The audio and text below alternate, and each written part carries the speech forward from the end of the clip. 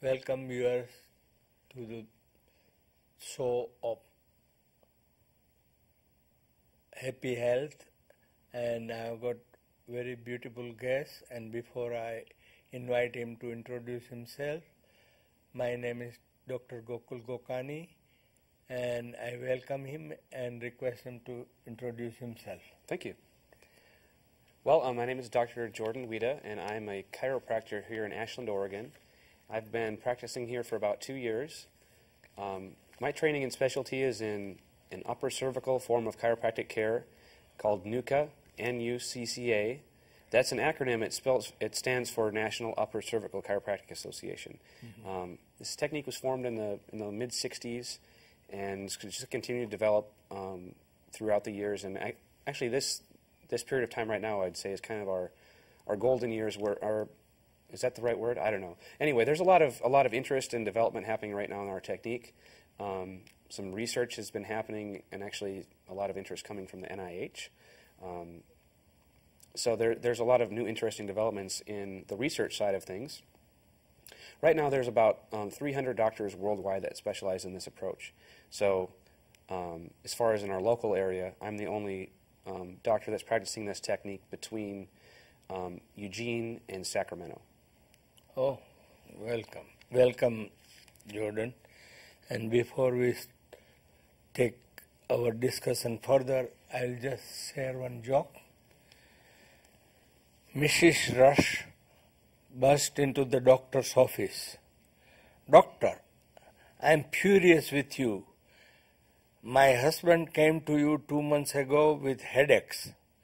Since he saw you, he stays out late, never even comes home on the weekend, and hardly even looks at me anymore. The doctor was shocked. I can't believe it. All I did was give him a new set of glasses.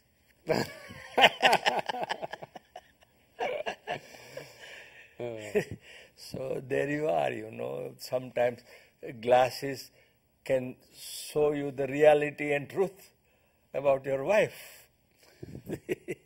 So anyway, as you mentioned, can you elaborate on what is this NUCCA? Sure. So as I said, the focus of NUCCA is the upper cervical spine, and so what that means is basically the upper neck. And I brought along a model today that kind of demonstrates that part of our anatomy. And so the upper cervical spine is basically where the head and neck come together, or where the head and neck meet. And there's a spinal bone at the very top that's called the atlas, or C1, and that's a unique joint to the rest of the spine because it actually it gives us most of our range of motion. And as you probably know, it's a synovial joint, which is like a joint in your knee or your elbow, whereas the rest of the joints in the spine are connected by discs. And so most people are kind of basically familiar with the idea of a disc as the soft, squishy piece that connects all the rest of the bones. There's no discs here, and that gives this area the range of motion that it has. And it also, this area is very neurologically enriched, meaning there's a lot of sensitive nerve endings in this area that tell the brain a lot about reality or where you are in space. So it gives a lot of important information to the brain, and this area is also known for its, I guess you might say, compensatory abilities. So what we'll see is that when the body misaligns, that this area misaligns in order to compensate for that.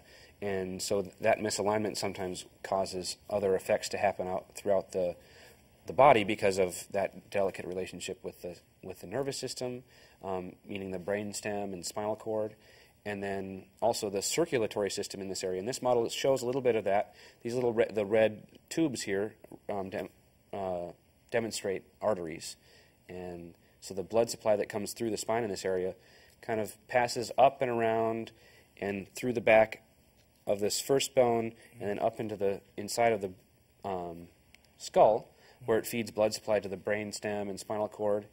And then this area back here called the cerebellum. That's an important area of the brain that regulates movement and coordination and balance. Also the optical cortex, which is the part of the brain where you see, that's back here. And that blood supply also comes through this area. So, is this Atlas has got more injury or more diseases pertaining to any abnormality of Atlas? Is there? Sure. So Atlas, if you remember in your Greek mythology, is the god who held up the world on his shoulders, and so that's why this area has that name, because it holds up your world literally. You know, the brain is kind of the seat of our consciousness, and so what we'll see is sometimes when there's a misalignment in this area, there becomes kind of a disconnect between the brain and the body, or the mind and the body, and when that disconnect happens, there's a variety of different issues that might manifest in the body. You know, different types of symptoms. Sometimes it may be something just like a simple case of back pain or neck pain. Other times people will have issues with their ability to stand and balance, or dizziness, something like that. A lot of cases of migraine headaches are related to this area. And as we talked about in our previous show, we see a lot of cases, especially in younger children, of ear infections, and because of that close relationship to this area. Yeah, and I can read your advertisement in local paper that you deal with many abnormalities in the body-mind system, just like migraine headaches, arthritis, back pain, fibromyalgia, dizziness, ear infections, hypertension, neck pain, neurological disorders, Meniere's disease or tinnitus, trigeminal neuralgia, seizures, posture, balance. This covers more or less main things of people having different type of problem in the life, you know. And how does it help in hypertension? That's a great question. And actually, there's a study that was done in 2006 at the University of Chicago, and it was published in the Journal of Human Hypertension. And it was done, actually they did a double-blind placebo-controlled study, and what that means is basically there was a group of 50 people, and half of them received a real adjustment, and the other half received a fake adjustment. And what they noticed in that group of people is that the half that received the real adjustment, on average, had about a 17-point reduction in their blood pressure overall, and that was sustained for a 6-month period of time that they followed the people. And then the placebo group had their blood pressure went up an average of 2 points. So anyway, the connection there is again in this upper cervical spine area, and we were talking about the circulation. So if there's a misalignment in this area, it has a potential to stress the blood supply to the brainstem. And because the brainstem actually has a lot of regulatory ability in the body, regulating the automatic nerves. Can you tell to the viewers what consists of the brainstem? Sure. The brainstem on the model you see is this piece that's kind of sticking up above the spine. So it's the neurological structure from the base of the skull and up into the inside, and there's a lot of functions that are regulated from this area.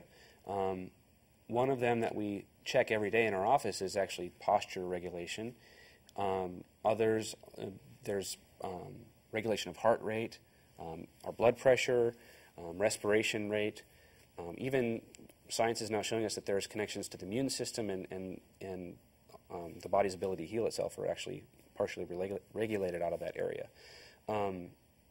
So in the case of hypertension, an imbalance in the blood supply to that area can potentially, basically it gives the brain an altered sense of what's normal.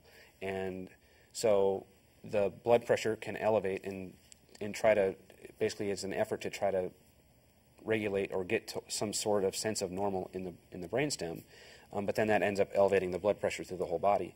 And so typically the cases of there's a lot of other causes of hypertension as well. I mean, dehydration is one of the most common. Yeah, and then kidney regulation issues and heart hormones. They're all connected. So in my office, whenever someone comes in and they've had hypertension for a while, and maybe they're taking a medication, I always ask them to monitor their blood pressure as they after they've been adjusted, because if it does drop down, the medication that they're taking actually will artificially lower the blood pressure, whereas the adjustment will just normalize it. So if you can imagine that this person maybe had a blood pressure of 140/90, and then they're taking a medication that caused their blood pressure to lower down to 20 points, for example, and then they have an adjustment which normalizes their blood pressure, they might actually start to feel a little dizzy or lightheaded because they're not, the medication is actually lowering their blood pressure too far at this point. So this study actually got a lot of interest from the NIH, which is the National Institute of Health, and so they're kind of starting to help us organize our research and so we can start telling more people about the effects of this technique. And do you think that they can be off the antihypertensive drugs later on? In some cases, and again, as I said, there's a lot of factors. One of the, we talked about dehydration and maybe kidney or heart issues that elevate blood pressure. Another one is psychological stress, and so those all play into it.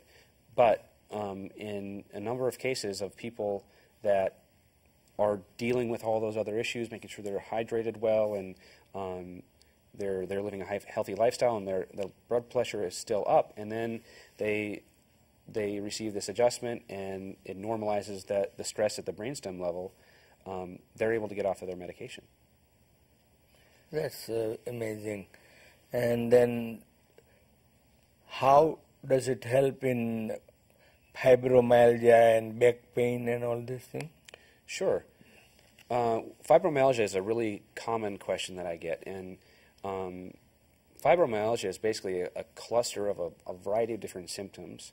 One of them is basically pain in a variety of different parts of the body, and it seems to kind of move all over the place. And people often will have points of tenderness or trigger points. One of the characteristic things of it is a lot of inflammation in the body, and there's no known cause of fibromyalgia. There's not a. Is there any food habits? Does it cause this fibromyalgia or aggravate the condition? Yeah, typically what fibromyalgia tends to be linked to some sort of a stressful situation, and oftentimes there's a physical trauma that you can kind of link to the start of this progression of symptoms. And it's really common in women, especially kind of when they hit their 40s. And so there's a lot of factors at play, but the physical trauma piece and how that manifests in the body and it stresses the structure. If we can deal with that issue, bring the structure back to a more efficient, balanced place, it reduces a lot of stress on the spine and on the nervous system, and those people start to feel better. And as you suggested, it's more common to the female of 40. Does menopause or hormone plays any part into that? Yeah, there's evidence that hormonal changes are a big piece, and but it doesn't necessarily explain the reason for why all this is really happening and seems with more and more frequency in our culture.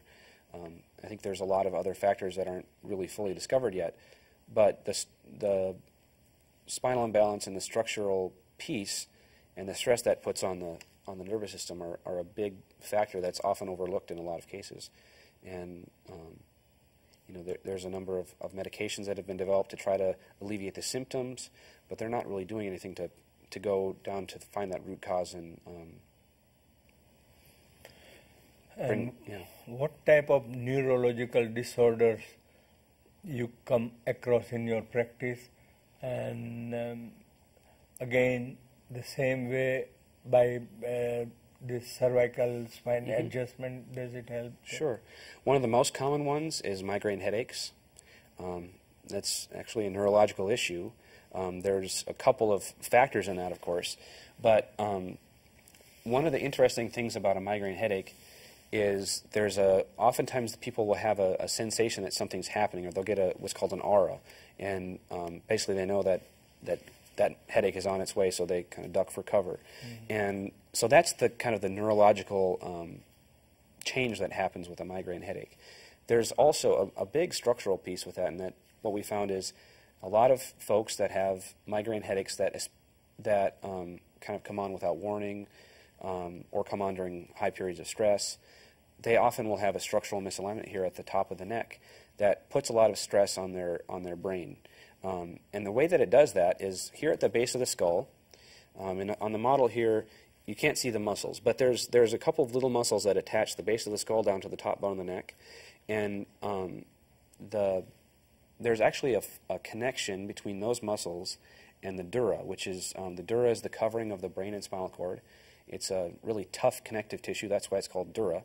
And it kind of forms a sheath that covers the whole brain and all the way down to the tailbone. And if these muscles go into spasm because of a misalignment here, there's a connection to that dura that it can actually pull on that dura. And you can imagine it's like having a tight band wrapped around the brain, kind of squeezing it. And so that pressure that people feel may be part of the migraine headache. And then there's a lot of other connections as well with the vasculature. So if the blood supply is affected, that's a trigger as well.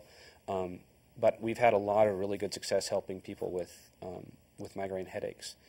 In my office too, we've been working with some folks with Parkinson's disease and MS, and there's some evidence that there's a structural relationship as well with those conditions, and principally with the blood supply. So there's a doctor in Italy who's been doing a surgery to open up the blood supply in the jugular that drains blood out of the brain, and they've been seeing really miraculous results with that.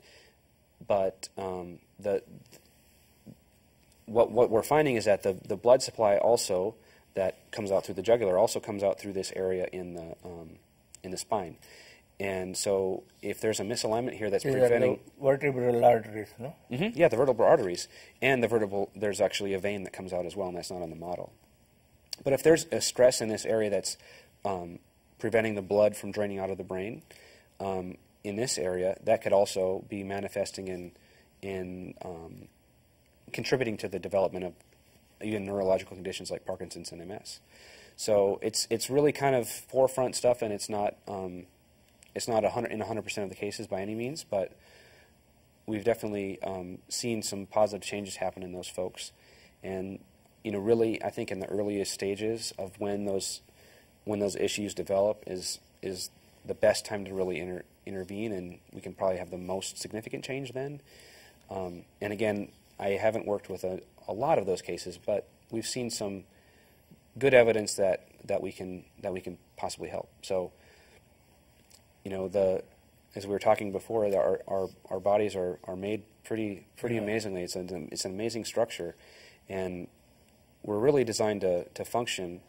And sometimes there's just a little piece that might help change the course of events in that person's body, and we're designed to heal ourselves. And if we can optimize the way that happens, then pretty amazing things happen.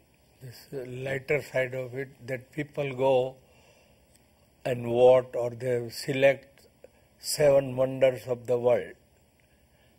From the world, which monument or which building or which structure, but they never think of human body. That is the first wonder of the world is the human body. Yeah. But you mentioned something about MS. Does it help anywhere in the multiple sclerosis? Yeah, some cases of MS have been traced to starting after maybe a car accident or after some sort of a trauma, especially to the head and neck. There's been a couple of studies on that, and So some cases are definitely seem to be connected to that trauma and how it affects the spine, and then how that cascade of events affects the blood supply to the brain. So there's definitely connections there, and even in cases of MS where people often develop mobility issues, and if their structure is out of alignment, that is a big piece of the mobility issues too. So even if we don't see, the progression of MS change necessarily, if we can even help them stand up more upright and move more efficiently, it helps their quality of life. So when it comes down to it, there's quality of life issues, and even if we can help with that, that's great too. And you said that it helps in the seizures also. Is it the same, this regulation? And right, yeah. I mean, basically you can kind of think of it as if the brain is stressed, it's going to start to act in ways that aren't normal because it's kind of running on survival mode.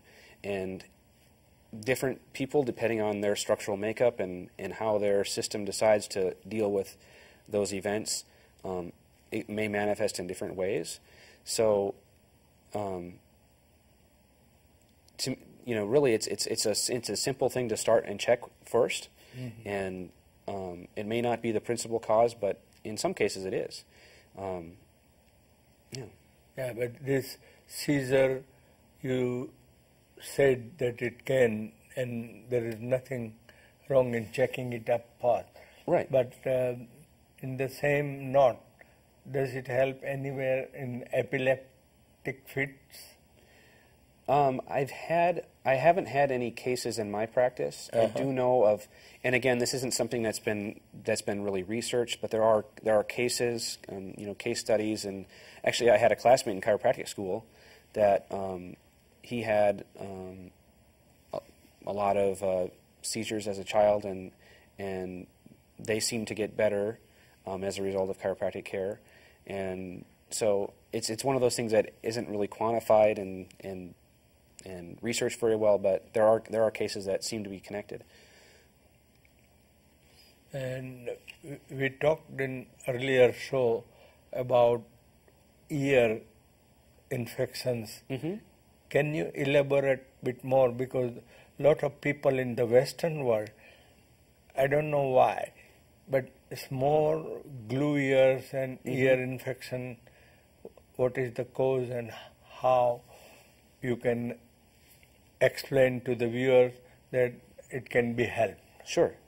So glue ear or ear infections are really common, especially in our culture, I think, in younger children. And usually they'll tend to start around the age of 2.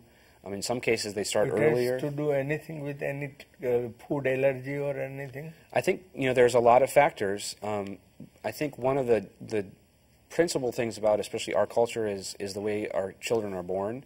And sometimes the interventions that happen in a hospital birth, and especially if it's a traumatic type of experience where there's a forceps delivery or even cesarean where the baby is often pulled out by its head, that can create a misalignment right at the birth process. Yeah, because the baby is very delicate. Very delicate, yeah. And the joints in this area are very, very undeveloped. They're mostly just cartilage and very flat, and so they're prone to misalignment, and this area is also very closely related to the eustachian tubes or where those where the ears drain out. Yeah, and then when children are young, those tubes are more horizontal, so they're prone to building up bacteria and blockages, and then as we grow and develop, they start to move more in an angular shape. But that doesn't necessarily explain why we in the Western world tend to have more of those problems. I know in my practice we've had a couple of cases of young children.